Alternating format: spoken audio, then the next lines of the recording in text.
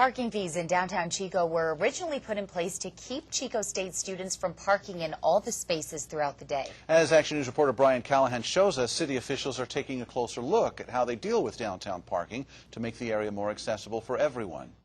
Some changes are on the way for parking in downtown Chico. They're going to be using a customer service model where they're going to try to be not only parking enforcement officers, but basically ambassadors for the downtown. The city recently hired 3 parking services specialists to replace traditional meter maids, but their job is about more than writing tickets.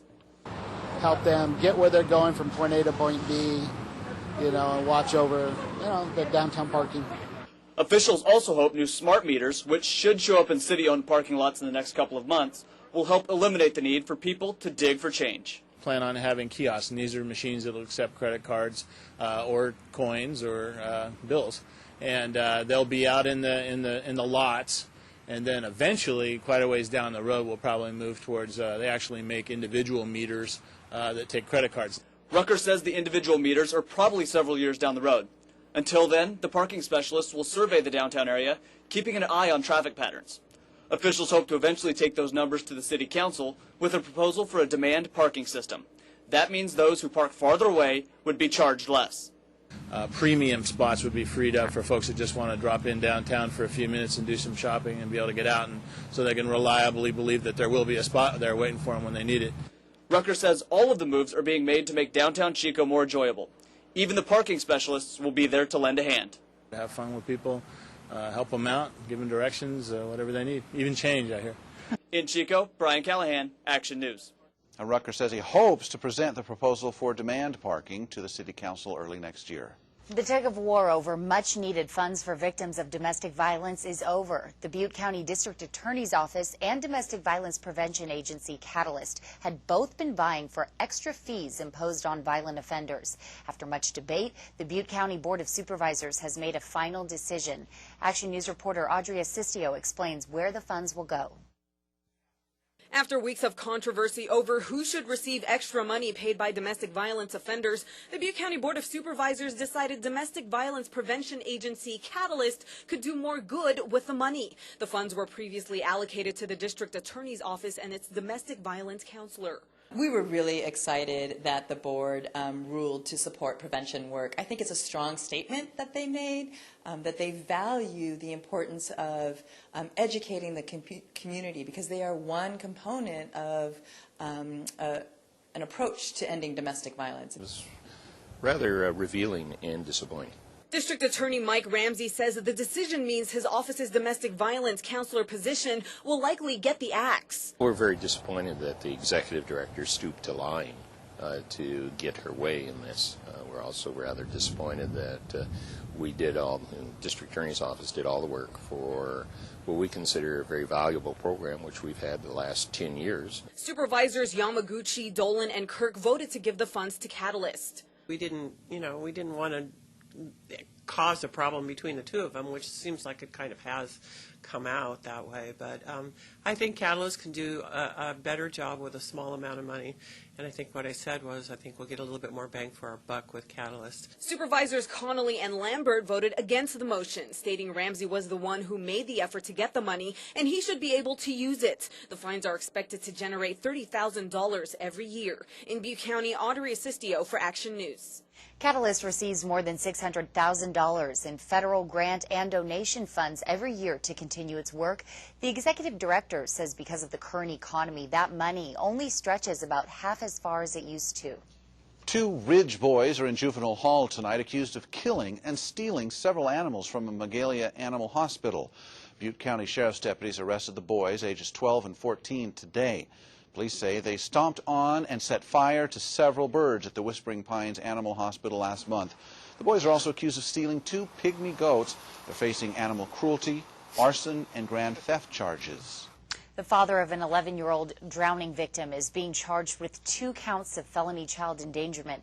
A Shasta County District Attorney's Office says John Morales took his daughter Lily and her 12-year-old friend down a deep whitewater gorge in Clear Creek in Redding in an inflatable raft on July 18th. Lily was not wearing a life jacket and drowned. Witnesses reported seeing John Morales drinking alcohol that day. He's been convicted of 3 DUIs in the last 10 years and is currently facing another felony DUI charge. Morales pleaded not guilty today. He's being held on $500,000 bail. Those living in Redding, in a tent city there, have a week to pack up and move out. This morning, police gave notice to the 20 to 30 people living in the camp behind East Side Road and Technology Way, where a fatal stabbing recently happened. Authorities say it's one of the cleaner homeless camps they've seen, but there are still hazards and there have been complaints. Various homeless outreach groups were there to offer assistance and connect the homeless to resources. Fire damage has forced Chico's Computers for Classrooms program to shut down temporarily. The fire was discovered late Friday night. Firefighters and the building's sprinkler system were able to keep the flames confined to storage shelves along one wall of the warehouse. But water damage was extensive, up to 2 inches on the floor throughout the entire building. The major problem or damage came with burning up some cartons of laptop cases, used laptop cases.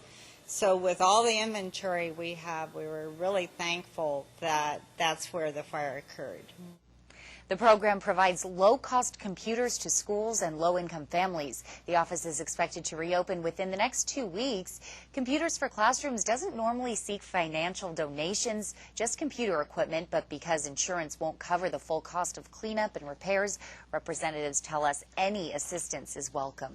Chico firefighters and local utility companies are reminding people that one simple call could prevent a potential disaster. The Chico Fire Department, PG&E, and Cal Water launched their Call 811 Before You Dig campaign this morning. That's 811. The program reminds contractors and homeowners that they are legally required to call 811 at least 2 days before they plan to do any digging. The call allows local utility time to come out and mark their lines on your property to avoid potential disasters like a broken gas line. So the customer doesn't have to call multiple utilities to have them come out and mark. Very simple service. It saves a lot of people a lot of hassle, keeps the situation safe, and helps reduce costs for utilities. If you don't call the number 811 and hit a utility line, you could be charged for the repairs. Thousands of students headed back to school today in Chico. As with many other schools, excitement filled the air this morning at Shasta Elementary, with children arriving to find their new classrooms. Action News reporter Derek Demo was there and spoke with some eager first-time students and emotional parents as they said their goodbyes. It feels too quick. It feels like this should have been happening maybe 10 years down the road. The first day of school for kindergartners and their parents is a mix of emotions. It's nerve-wracking and so exciting at the same time. Eager and proud parents watch as their little ones take their first steps onto campus and into a new world filled with learning and fun, capturing every moment and memory with cameras at their side. But for many parents, saying goodbye and leaving their babies behind is nearly impossible. I'm probably be the mom that's crying on the playground when it's time to go to leave the classroom. Sad. I was holding back some tears. But for the most part, these aren't tears of sadness, but tears of joy. Parents say watching your child grow right before your eyes is the greatest gift. I'm sure there'll be a few tears after I drop him off, but ultimately it's just happy tears. Chelsea Garner already has a daughter in 2nd grade. Now that her son Lane is starting kindergarten, she says it will be a little tough to get through the first few days without them. But Lane couldn't be happier. It's fun, and you get to play on this big playground. And Lane already knows what his favorite part of school will be. Learning new things. Learning new things? What else are you going to like about it? Raising my hand. Lane has every right to be excited, with an entire lifetime in front of him, and parents can't wait to see what lies ahead. I feel so wonderful, you know. It's the first time, and it's like you open the door for the future, you know. In Chico, I'm Derek Demo for Action News. Well, it's time for the Pet of the Week. Tonight we have Teddy. He is a one-of-a-kind 3.5-year-old Beagle Dachshund mix. Now, shelter workers say he's energetic, very friendly, and if you'd like to take Teddy home, give the Shasta County Animal Control Shelter a call at 245-6065. Ever signed a lease only to later wish you could get out of it? Up next, how to make that happen. Sometimes things in life can drive you crazy, like when you're in a long-term lease and you need out. I'm Stacy Johnson. I can show you how to get out of that lease without getting nailed. Just ahead on Money Talks News. Boy, it'd be great if we could lock in these temperatures for the rest of the summer, wouldn't it? That's August. You know that can't happen. We'll talk about big changes, much hotter weather in the extended forecast when NBC 24 Action News returns.